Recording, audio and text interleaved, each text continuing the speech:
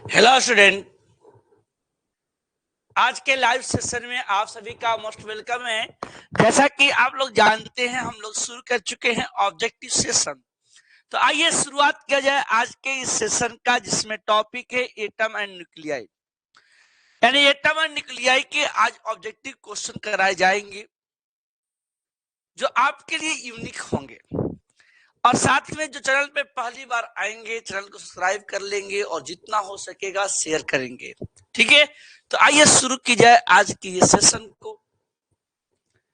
तो सबसे पहला क्वेश्चन यहाँ पे दी गई है,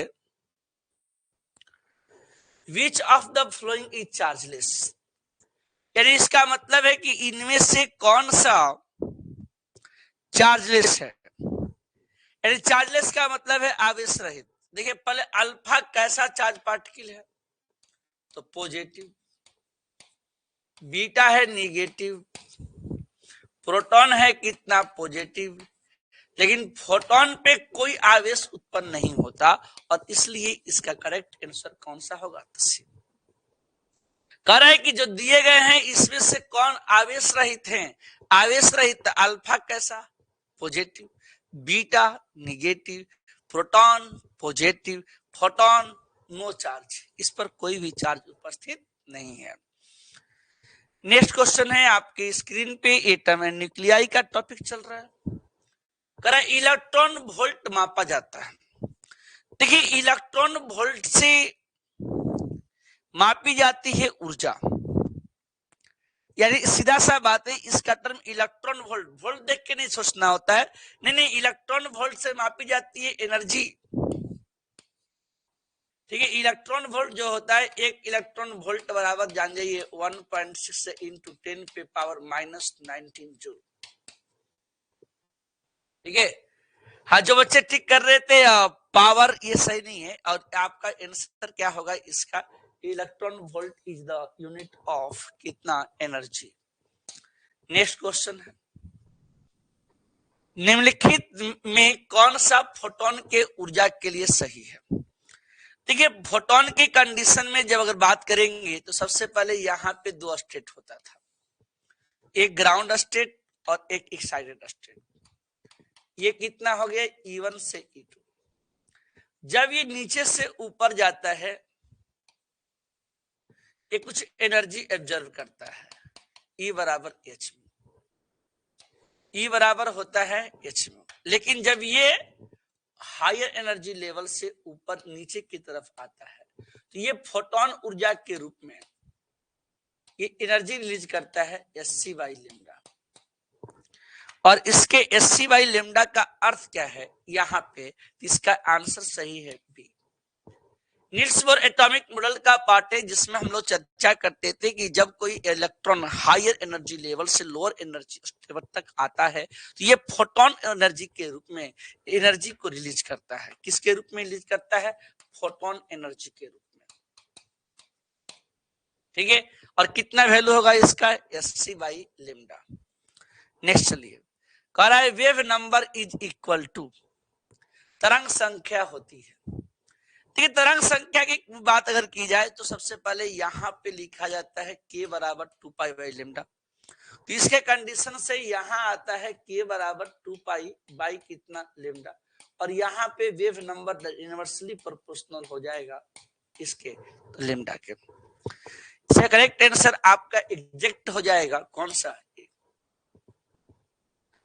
सबसे पहला बात, जब भी आप ऑब्जेक्टिव तय करते हैं यानी कि सबसे पहले करेक्ट करते हैं, उससे पहले कॉपी यानी जो पढ़ाई गई कॉपी होती है उसे रीड किया करिए।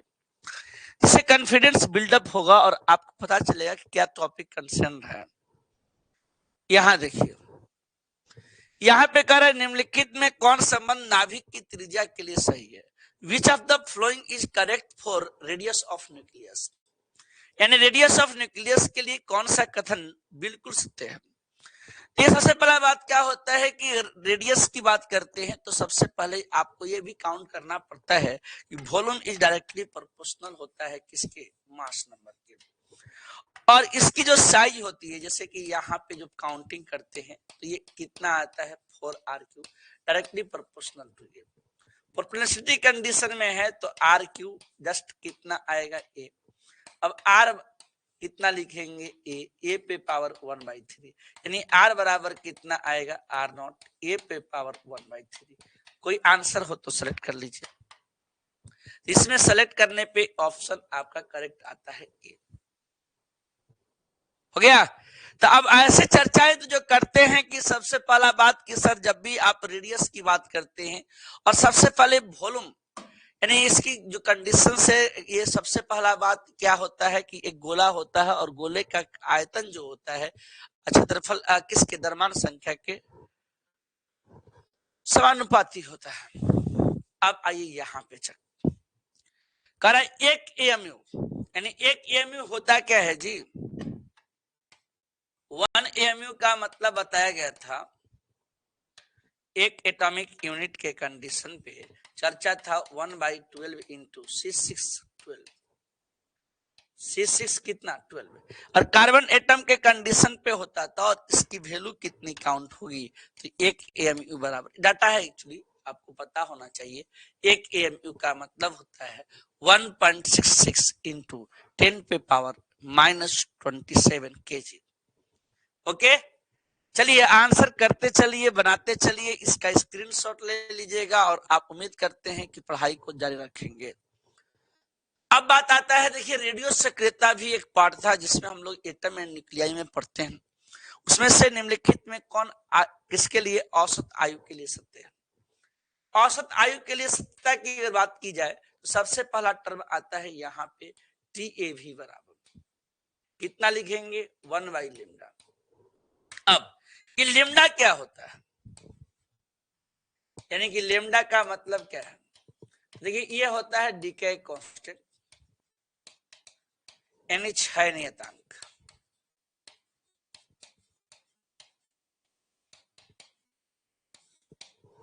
लिख देंगे तो इसका मान कितना आएगा, तो सबसे पहले लिखा जाएगा औसतन कंडीशन होता है 1/λ।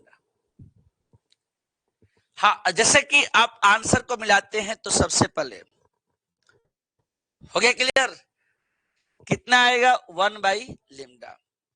नेक्स्ट यहां पे कह रहा है कि सबसे पहले यूरेनियम 92 to 38 में न्यूट्रॉन की संख्या होगी, ठीक है, यानी न्यूट्रॉन निकालना, number of neutron.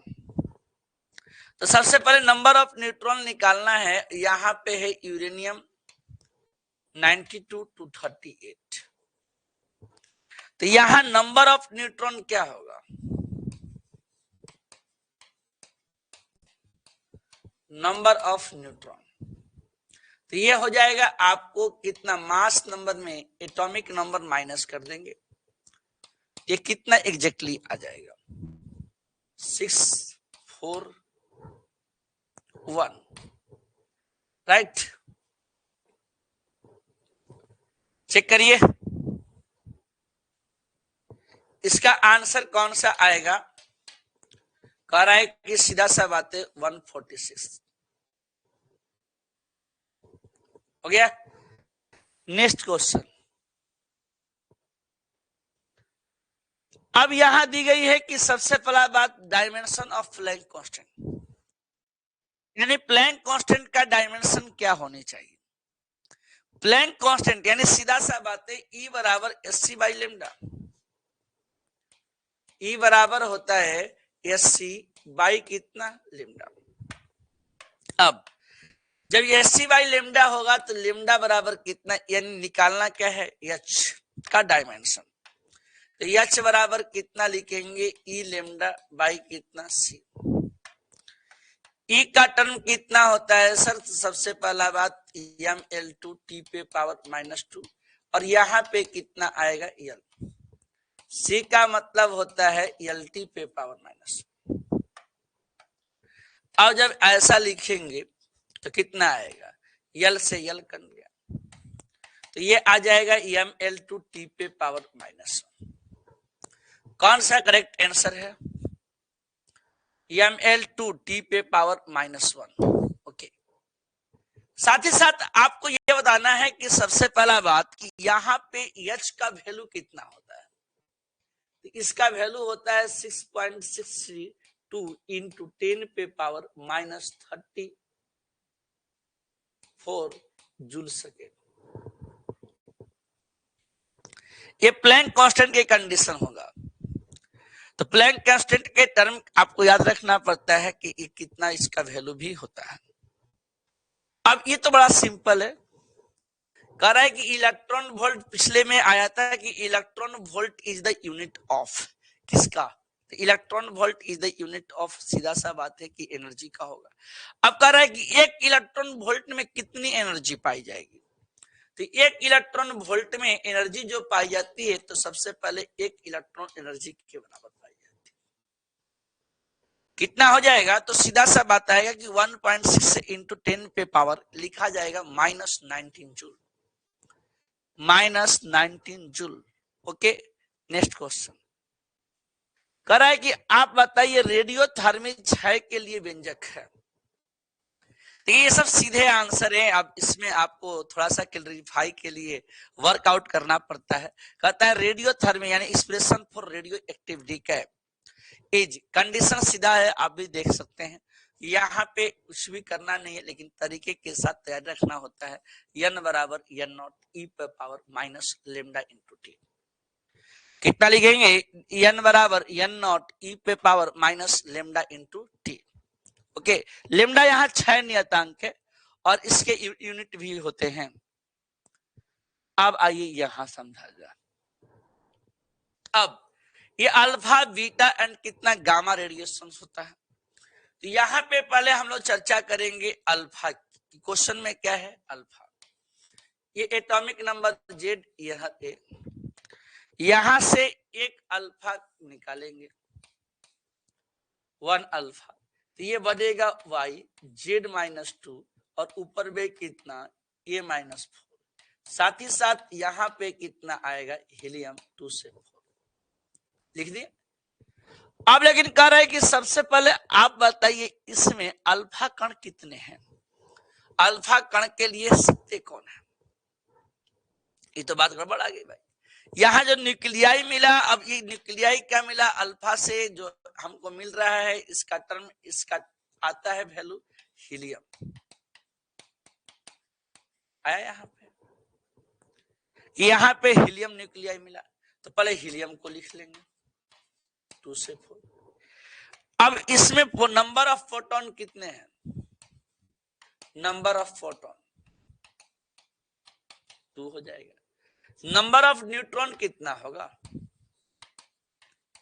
Number of neutron, तो ये हो जाएगा 4 - 2 बराबर 2। कोई आंसर है क्या, हाँ 2 प्रोटॉन एंड 2 न्यूट्रॉन यहाँ पे दी गई है, इससे करेक्ट आंसर भी होगा। चेक कर लीजिए। पहले देखिए, सबसे पहला बात क्या होता है कि अल्फा 6 यानी अल्फा डीके जब हम लोग करते हैं तो सबसे पहले इसके एटॉमिक नंबर में 2 का डिक्रीजमेंट होता है और इसके मास नंबर में 4 का डिक्रीजमेंट होता है। साथ ही साथ हम लोग ऐड करते हैं हीलियम 2 से कहां तक, 4 तक। जैसे ही ऐड करते हैं तो यहाँ पे नंबर ऑफ फोटोन कितना होगा, तो 2, और नंबर ऑफ न्यूट्रॉन कितना होगा, तो 2। ठीक है, नेक्स्ट क्वेश्चन कह रहा है कि सबसे पहले एंगुलर मोमेंटम यानी Niels Bohr atomic model, Niels Bohr atomic model की जो चर्चा करते थे वहां पे टॉपिक किस प्रकार होता था, यल बराबर mvr बराबर nh/2π लिखे थे। यहाँ पे ऐसा कंडीशन होता था कि लिखते थे कि यल बराबर mvr nh/ कितना होगा 2π। जैसे ये बात लिखे कि यल बराबर mvr होगा, साथ ही साथ nh/2π होगा, तो इसका मतलब कितना, तो यहाँ पे तो कौन सा ऑप्शन सही है, तो इसका करेक्ट आंसर सही है। नील्स बोर एटॉमिक मॉडल में बताया गया था थर्ड अवग्रही था, जिसका कंडीशन इस प्रकार था कि सबसे पहले ये पूर्ण गुणज के रूप में होता है, अर्थात n का वैल्यू कितना काउंटिंग होगा, तो 1 2 3 लाइक 4।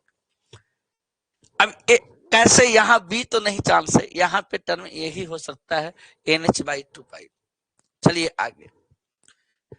अब कह रहा है निम्नलिखित में cathode ray are the collection of, cathode का मतलब ही होता है, कैथोड का अर्थ क्या है यहाँ पे, कह रहा है कैथोड की जो कंडीशन है, कैथोड एक निगेटिव चार्ज पार्टिकल है और इसमें से निगेटिव कौन है? यहाँ पे तो ये न्यूट्रॉन है, चार्जलेस है, पॉजिटिव है, और यहाँ पे कैथोड कैसा है? कैथोड निगेटिव है। इसलिए कैथोड के कैटेगरी में कौन आता है? तो सबसे पहले आपको इलेक्ट्रॉन आता है। कैथोड के कैटेगरी में कौन आएगा? तो इलेक्ट्रॉन। यानी इसके पास क्या होता है? इलेक्ट्रॉन। की टर्म ऐसा था कि जब कभी कैथोड के प्लेट पर हम लोग धातु की सतह यानी कैथोड के प्लेट पे जब सनलाइट या सबसे पहले लाइट डालते थे तो यहाँ से इजेक्ट जो होते थे उसका नाम था इलेक्ट्रॉन। बाद में ये इलेक्ट्रॉन फोटो इलेक्ट्रॉन में चेंज हो जाते थे।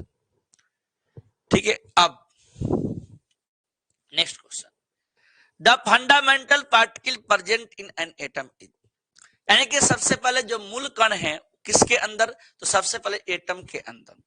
तो एटम के अंदर में प्रोटॉन और क्या होते हैं? न्यूट्रॉन होते हैं। प्रोटॉन और न्यूट्रॉन होते हैं, लेकिन इसके चारों तरफ इलेक्ट्रॉन चक्कर काटते हैं। करें सबसे पहला बात क्या है कि प्रोटॉन और न्यूट्रॉन न्यूक्लियस के सेंटर में होते हैं और इलेक्ट्रॉन इसके चारों ओर चक्कर काटते हैं। जब प्रोटॉन और न्यूट्रॉन न्यूक्लियस के सेंटर में होंगे तो इलेक्ट्रॉन तो चक्कर काटेंगे भाई, इसमें तो कोई दो मत ही नहीं है। तो ऐसे स्थिति में ये क्या कहलाते हैं? ये प्रोटॉन एंड न्यूट्रॉन का जो कॉम्बिनेशन होता है ये कहलाता है न्यूक्लियन, जिसमें पी और एन दोनों साथ रहते हैं। साथ ही साथ यहाँ पे electron revolve around the nucleus है। तो ऐसे कंडीशंस में आपका जो करेक्ट आंसर क्या होगा? तो डी। हाँ, कितना बचा आएगा? सोचेगा कि प्रोटॉन एंड न्यूट्रॉन होते हैं, नहीं, यहाँ मूल कण के अंदर में कौन कौन आते हैं? तो प्रोटॉन, इलेक्ट्रॉन और कितना आते हैं? न्यूट्रॉन आते हैं। यानी मूल कण जो फंडामेंटल पार्टिकल्स होते हैं, ये फंडामेंटल पार्टिकल में तीन ही पार्टिकल आते हैं जो एटम के अंदर कंटेन करते हैं। कौन कौन? तो एक का नाम होगा अल्फा, एक का नाम होगा कैसना। तो सबसे पहला बात इसमें क्या आएगा? तो इसका टर्म आता है यहाँ अल्फा। ये नहीं, अल्फा नहीं, अल्फा मूल कण नहीं है, ये इलेक्ट्रॉन, प्रोटॉन एंड न्यूट्रॉन, लेकिन फंडामेंटल नहीं है। जैसे मान लीजिए कभी ऐसा हो गया कि alpha and beta, not fundamental, not fundamental, जो मूल कण नहीं है, मूल नहीं है, नहीं हो। यानी सीधा सा बात, अल्फा और बीटा मूल कण नहीं है, लेकिन प्रोटॉन, न्यूट्रॉन और इलेक्ट्रॉन क्या होते हैं? ये मूल कण होते हैं। और न्यूक्लियस के सेंटर में कौन होते हैं? प्रोटॉन और न्यूट्रॉन होते हैं और electron revolve around the nucleus. अब आइए यहाँ पे कह रहा है कि हाइड्रोजन परमाणु में इलेक्ट्रॉन की कोणीय संवेग होता है। ये तो पहले आया था, कितना होगा? तो यहाँ पे इसकी वैल्यू लिखी जाएगी h/2π। हो गया? तो सबसे पहले याद रखेंगे, सबसे पहले सिंपल सा बात है, ये थर्ड लॉ है। किसका कंडीशन था? लॉ नहीं कह सकते, अभिगृहित कर सकते हैं। किसका? नील्स बोर एटॉमिक मॉडल का। ठीक है, आगे बढ़िए। अब बात आ गया कि बोर के आवृत्ति का शर्त होता है। तो सबसे पहला बात, एक टर्म यहां समझिए, जब भी कभी इस तरह के टर्म की बात करते हैं तो यहाँ पे दो टर्म है, एक लोअर स्टेट है, एक अपर स्टेट है। लोअर स्टेट में कितना है? E1 से E2 है। जब यहां से ये ऐसे चलेगा नीचे से ऊपर, तो बताया गया कि सबसे पहले ये एनर्जी को एब्जर्व करता है, अवशोषित करता है, लेकिन जब ऊपर से नीचे आता है ये एनर्जी रिलीज करता है। तो ऐसे स्थिति में यहाँ पे कंडीशन है E1 माइनस E2 बराबर कितना? H में। ठीक है, लेकिन अगर मान लिया जाए, सबसे पहले ये आपका करेक्ट आंसर हो जाएगा इस क्वेश्चन के लिए। ठीक है, तो कौन सा हो जाएगा? नीचे से ऊपर जा रहा है, लोअर एनर्जी स्टेट से हायर एनर्जी स्टेट, और इसका कंडीशन होता है E1 से कहां तक? E2। लेकिन जब हायर एनर्जी स्टेट से ये नीचे आता है तो ये फोटोन एनर्जी के रूप में एनर्जी रिलीज करता है, यानी Sc बटा में लैम्डा। ये कौन एनर्जी होती है? Photon energy. ठीक है, कौन सी एनर्जी कहलाएगी? तो इसमें आता है कि सब फोटोन एनर्जी के रूप में ये रिलीज करती है। नेक्स्ट चलिए, कह रहा है कि सूर्य के अंदर कौन सी अभिक्रिया हो रही है? देखिए, सूर्य के अंदर में हाइड्रोजन और हीलियम के बहुत अपार टर्म होते हैं और यही ऊर्जा के सबसे बड़े स्रोत के रूप में गिने जाते हैं। इसलिए यहाँ पे नाभिकीय संलयन अभिक्रिया होती है, टूटता नहीं है बल्कि छोटे छोटे हाइड्रोजन यानी हाइड्रोजन के संलयन की जाती है। इसलिए ये क्या करता है, एसिड के रूप में, राख के रूप में हीट प्रोड्यूस करता है। ठीक है, नेक्स्ट क्वेश्चन, सौर ऊर्जा का जो मुख्य स्रोत है ये क्या होगा? सीधा सा बात है कि सौर ऊर्जा का जो मुख्य स्रोत है, इसका कंडीशन सामने से है कि अगर सौर ऊर्जा का मुख्य स्रोत है तो इसमें क्या आता है? तो नाभिकीय संलयन आता है। इसमें कौन आएगा? तो नाभिकीय संलयन। कहता है सौर ऊर्जा का स्रोत है, कौन सा स्रोत होगा? कह रहा है सौर ऊर्जा का स्रोत होगा कौन सा? नाभिकीय संलयन। सौर ऊर्जा यानी सूर्य ऊर्जा का, सोलर एनर्जी के कंडीशन में आता है नाभिकीय संलयन। अब यहां मिलाइए, कह रहा है कि थोरियम दी गई है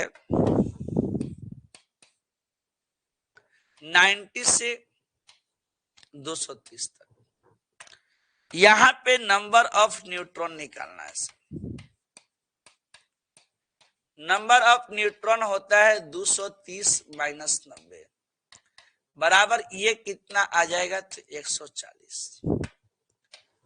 अब यहां पे कितना आंसर हुआ? तो बी। हाँ, जो लोग नहीं जानते तो आप देख लीजिए, इसका कंडीशन होगा, इसको बोला जाता है ए और यहां बोला जाता है जेड, और साथ ही साथ यहां नंबर ऑफ न्यूट्रॉन बराबर होता है ए माइनस जेड।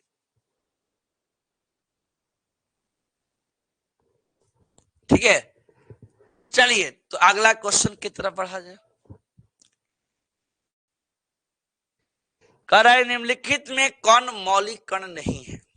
अब देखिए, ये तो बात पहले भी कर रहे थे कि जो मूल कण होता है, जो मौलिक कण नहीं है, तो इसमें से कौन सा टर्म होगा? तो अल्फा। इसके पहले वाले क्वेश्चन में डिस्कशन कर रहे थे कि न्यूक्लियस के सेंटर में प्रोटॉन एंड न्यूट्रॉन होते हैं और इलेक्ट्रॉन उसके चारों तरफ चक्कर काटते हैं, लेकिन अल्फा पार्टिकल के अंदर ऐसा नहीं है क्योंकि ये 6 नियतांकों के कंडीशन को फॉलो करता है। नेक्स्ट क्वेश्चन, इसमें आपको मॉडर्न फिजिक्स ऑलवेज इजी बनेगा। अब कह रहा है which of the following is correct for radio active element? कौन सा टर्म रेडियो एक्टिव टर्म के लिए सत्य है? ठीक है, रेडियो एक्टिव टर्म की अगर बात की जाए तो सबसे पहला बात इसमें टर्म आता है 1/λ। रेडियो एक्टिव तत्व के लिए निम्नलिखित में कौन सा तत्व है? तो सबसे पहले ये टी एवरेज बराबर होता है 1/λ। टी एवरेज बराबर होता है 1/λ। अब आया, यहां कहता है कैथोड किरणें हैं, कैथोड।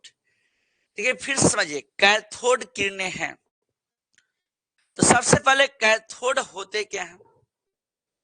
यहां पे कैथोड किरणें कैसे होंगी? तो कैथोड होते हैं क्या? Negative charge particle.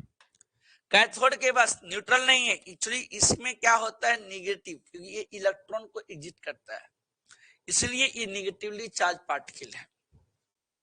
ये एंड नहीं है सर, अभी तो शुरुआत हो रही है, जस्ट ऑब्जेक्टिव सेशन का। ठीक, यानी निगेटिवली चार्ज पार्टिकल होगा, यानी ऋण आवेशित कण होंगे। कौन से? कैथोड। चलिए अगला, कह रहा है हाइड्रोजन स्पेक्ट्रम की कौन सी श्रेणी दृश्य भाग में पड़ती है? दृश्य भाग में जो श्रेणी पड़ती है उसका नाम क्या है? दृश्य भाग में जो श्रेणी पड़ती है उसका नाम है, हाइड्रोजन स्पेक्ट्रम की कौन सी श्रेणी दृश्य भाग में पड़ती है? दृश्य भाग में जो पड़ता है उसका नाम है बामन। अब बताइए लाइमन में क्या पड़ता है? तो अल्ट्रावायलेट। इसमें तो हो गया विजिबल, इसमें आएगा इंफ्रारेड। कौन सा टर्म? इंफ्रारेड। इसमें भी आएगा इंफ्रारेड। ठीक है, इस कंडीशन साफ साफ है कि इंफ्रारेड रीजन में पाया जाता है। चलिए नेक्स्ट क्वेश्चन कहता है बीटा रे आर फास्ट मूविंग। बीटा किरणें क्या होते हैं? फास्ट मूविंग है। क्या? इलेक्ट्रॉन है। बीटा जो है एक्चुअली बीटा कंडीशन क्या होता था यहाँ पे, इसमें बीटा कैसे अब ये है कि सर बीटा एक फास्ट मूविंग इलेक्ट्रॉन है। कैसे? देखिए ये एटॉमिक नंबर जेड हुआ, ये हुआ, यहां से वाई बीटा के साथ चल रहा है, यहां नो चेंज होता है सर, यहाँ पे वन की टर्म हो जाता है, यहाँ इलेक्ट्रॉन आता है। ठीक है, अब ऐसे कंडीशन में इलेक्ट्रॉन क्यों लाते हैं? बैलेंसिंग करने के लिए, इसलिए फास्ट मूविंग इलेक्ट्रॉन के रूप में कहा दिया जाता है। ठीक है, कह रहा है बीटा किरणें तेजी से चलने वाले क्या है? कण है, लेकिन कैसे हैं? इलेक्ट्रॉन है। अब यहां थोड़ा बनाना पड़ेगा आपको। कहता है निम्नलिखित में कौन से नाभिकों में कम अस्थाई है? यहां पे इसका वैल्यू होता है n/p is equal to 1, that is unstable. अस्थाई बोलते हैं इसको। क्या बोलते हैं? अस्थाई। जबकि n/p का वैल्यू नहीं इक्वल है किसके? एक के, तो ये क्या हो जाता है? अनस्टेबल। अनस्टेबल का मतलब होता है अस्थाई। ठीक है, अब पहला ऑप्शन से चेकआउट कीजिए। पहला ऑप्शन में दिया है हीलियम 2 से 4।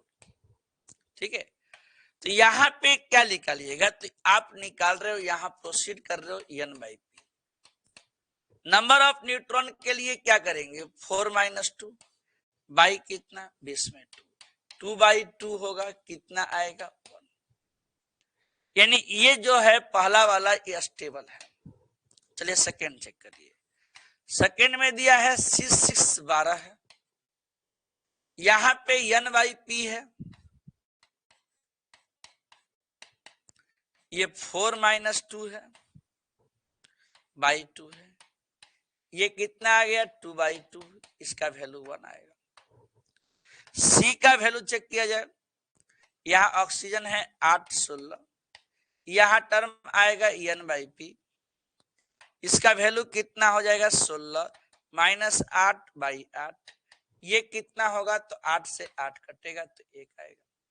यानी अभी तक जितना निकाले सभी कंडीशन कितना हो गया? तो सबसे पहला बात, इसमें सभी अस्थाई है, लेकिन अब अस्थाई चेक किया जाए कि क्या सच में डी भी अस्थाई है कि अस्थाई। यहाँ पे एफ ही है, 26 है, साथ में 56 है, तो यहाँ पे क्या लिखिएगा? n/p लिखे। ये 56 - 26 बाई 26 है, 30/26 आएगा, कट जाएगा तो ये 1 पॉइंट समथिंग आ जाएगा। यानी n/p का वैल्यू 1 के इक्वल नहीं है, और 1 के इक्वल नहीं है तो क्या कहलाएगा? ये कहा जाएगा अनस्टेबल, यानी लेस स्टेबल। तो यहाँ पे लेस स्टेबल या अनस्टेबल साफ साफ कहिए, यानी कम स्थायित्व। तो यहाँ पे कम स्थायित्व में कौन आया? तो सबसे पहले डी हो गया। चलिए, तो आप आंसर देखिए। सबसे पहला बात क्या होता है कि जितना भी टॉपिक को आप कवर कर चुके होते हैं सबके एनालिसिस करके चलिए। नेक्स्ट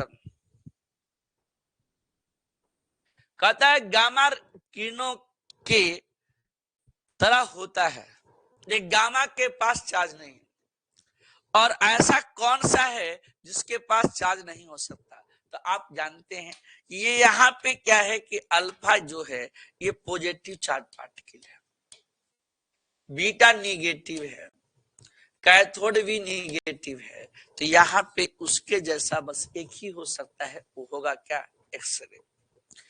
एक्सरे एक ऐसी पार्टिकल है जिसमें क्लैरिटी के साथ आप चलते हैं और यहाँ पे टर्म निकल के आता है एक्सरे।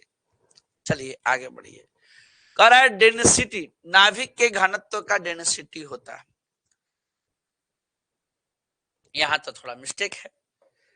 अब मिस्टेक क्या है कि दोनों ऑप्शन सेम हो गए भाई। और जो मिस्टेक थे वही आपका आंसर है। या साथ ही साथ ये मास के इंडिपेंडेंट होता है, ये मास पे इसका इफेक्ट नहीं पड़ता है। याद रखें बात को कि सबसे पहले नाभिक का जो घनत्व होता है ये मास के इंडिपेंडेंट होता है। यानी इंडिपेंडेंट का मतलब होता है इसमें मास से इसका कोई इफेक्ट नहीं पड़ता। यानी ये जो होता है ये इंडिपेंडेंट ऑफ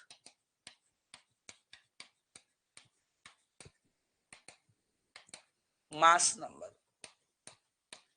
ये मास नंबर के क्या होता है इंडिपेंडेंट, स्वतंत्र। ठीक है, इसलिए याद रखना पड़ता है कि ये सबसे पहले इस पर मास नंबर का कोई इफेक्ट नहीं पड़ता है। नेक्स्ट क्वेश्चन कह रहा है नाभिक से अल्फा कण उत्सर्जित होने पर, नाभिक से अल्फा कण उत्सर्जित होने से परमाणु संख्या कितनी घटती है। तो देखिए सबसे पहला बात आता है यहाँ पे जेड आएगा और ये आएगा, यहां से अल्फा कण उत्सर्जित कर रहे हैं तो इसके एटॉमिक नंबर में अगर बात किया जाए तो 2 की कमी होगी और इसके मास नंबर में 4 की कमी होगी। साथ ही साथ हीलियम होगा 2 से 4 होगा। तो इसका करेक्ट आंसर कौन सा होगा, तो सीधा सा इसका करेक्ट आंसर आपका 2 होगा। हाँ मास नंबर होता तो सीधा सीधा बोलते कि 4 की डिक्रीजमेंट होती है, लेकिन यहाँ पे मास नंबर डिक्रीज नहीं हो रहा है, इसके एटॉमिक नंबर में भी डिक्रीज हो रहा है। साथ ही साथ इसमें जो न्यूक्लियाई प्राप्त होता है वो हीलियम 24 है। अब इसकी बात देखिए, रेडियो एक्टिव परमाणु के लिए कौन सा संबंध सही है। ठीक है, अब पहले तो बात यह आया कि सबसे पहले हाफ लाइफ बोला है और हाफ लाइफ बराबर कितना होता है 0.693 बाई कितना लेमडा। तो पहले लेमडा बराबर क्या लिखिएगा आप, तो यहां पे लिख लेंगे सर 0.693 बाई कितना टी। ठीक है, या ऐसे ही छोड़ दीजिए, क्या जरूरत है, अगर एवरेज की बात करेगा तो यहां पे आएगा टी ए भी बराबर कितना 1 by lambda, 1 by A lambda है, लेकिन लेमडा का वैल्यू यहां से काउंट करेंगे 0.693 बाई कितना टी। यानी इसके टर्म को लिखते समय टी ए भी बराबर लिखेंगे 1 बाई लेमडा, लेमडा का वैल्यू कितना 0.693 बाई कितना टी। टी ये ऊपर जाएगा, ऊपर जाएगा तो कितना होगा 0.693 इंटू टी ए भी बराबर कितना टी। चेक करिए क्या ऐसा कोई है, हाँ ये एवरेज लाइफ है, यहाँ पे ये एवरेज लाइफ है, यानी इसका मतलब होता है औसत आयु। कोई ऐसा है जो जिसके मैच कर गया हो, हाफ लाइफ मल्टीप्लाई, बिल्कुल सही है और D is the correct answer. तो इसमें बहुत कुछ आपको मिल रहा है, जैसे कि अगर मान लीजिए सपोज दैट कि हाफ लाइफ क्या होता है, तो हाफ लाइफ का वैल्यू होता था 0.693 बाई लेमडा, एवरेज लाइफ का वैल्यू होता है 1 बाई लेमडा। और यहाँ रिलेशन की बात किया कि सबसे पहले जो दी गई रिलेशन है इनमें से कौन सा संबंध सही है, तो इसका संबंध सही था कितना हाफ लाइफ बराबर 0.693 1 इंटू एवरेज लाइफ। चलिए अब आगे आइए, करे कि टाइम ड्यूरिंग, अब शर्त समझिएगा, which the amount of radio active substance becomes half it's initial amount, और इनिशियल अमाउंट के जो हाफ हो जाए उसको हम लोग क्या कहते हैं हाफ लाइफ। क्या कहा जाएगा, तो इसे कहेंगे हाफ लाइफ अर्थ आयु। चलिए नेक्स्ट क्वेश्चन, यहां पे शर्त आया क्या, करण निम्नलिखित में किसके लिए भेदन क्षमता महत्तम होती है। तो सबसे अधिक भेदन क्षमता किसकी होगी, तो इसमें एक्सरे का तो चांस नहीं है, कैथोड होगा नहीं, अल्फा तो चांस ही नहीं बनता। तो यहाँ पे गामा, गामा का रे का जो कंडीशन है ये विदाउट एनी डेविएशन के इसके पार चार्ज नहीं होते, ये सीधे पार कर जाता था। साथ ही साथ अगर इसकी भेदन क्षमता अधिक है तो इसकी एक और बड़ी खासियत है कि एक मोटी से मोटी मेटल को भी क्या करता है पार कर जाता है। इसलिए गामा एक क्या होता है, इसकी भेदन क्षमता औरों की तुलना में काफी होती है। अब देखिए क्या क्वेश्चन में कह रहा है कि ऐसा है कि ये क्वेश्चन में क्या दम है देखा। लिखिए यहाँ पे कितना है तो 84 नंबर है, 202 है। पहले यहाँ पे अल्फा बाहर निकालना है सर। अल्फा बाहर निकालेंगे तो ये कन्वर्ट क्या करेगा तो सबसे पहला y, इसके टर्म में कितना आएंगे तो सबसे पहले 198 आ जाएंगे, राइट। 4 कम होता है मास नंबर में, नीचे कितना है 82। अब यहां पे क्या होता है फिर एक बीटा कण निकाल दीजिए तो ये बन गया सबसे पहले y1, ये 82 से कितना हो गया एक बढ़ जाएगा 83 हो जाएगा और यहाँ कितना 198। तो आपका एग्जैक्ट आंसर क्या होगा, इसके परमाणु संख्या पूछी जा रही है तो एटॉमिक नंबर की बात हो रहा है तो सबसे पहले इसका वैल्यू कितना हो गया तो सीधा सा बात आया यहाँ पे जब भी कितना कंडीशन आता है तो सबसे पहला बात यहाँ पे आता है 83 हो गया। अब आपका काम है अल्फा में क्या होता था तो अल्फा में मास नंबर में 4 की कमी और एटॉमिक नंबर में कितने की 2 की कमी। उसके बाद कितना था बीटा में मास नंबर नो चेंज और एटॉमिक नंबर में क्या होता है 1 का इंक्रीजमेंट हो जाता है। नेक्स्ट निम्नलिखित में कौन सा फोटोन के ऊर्जा के लिए सत्य है। देखिए बार बार आ जाता है और बार बार वही आंसर होता है कि सबसे पहला बात कि यहाँ पे क्या आएगा एससी बटा मिलेगा।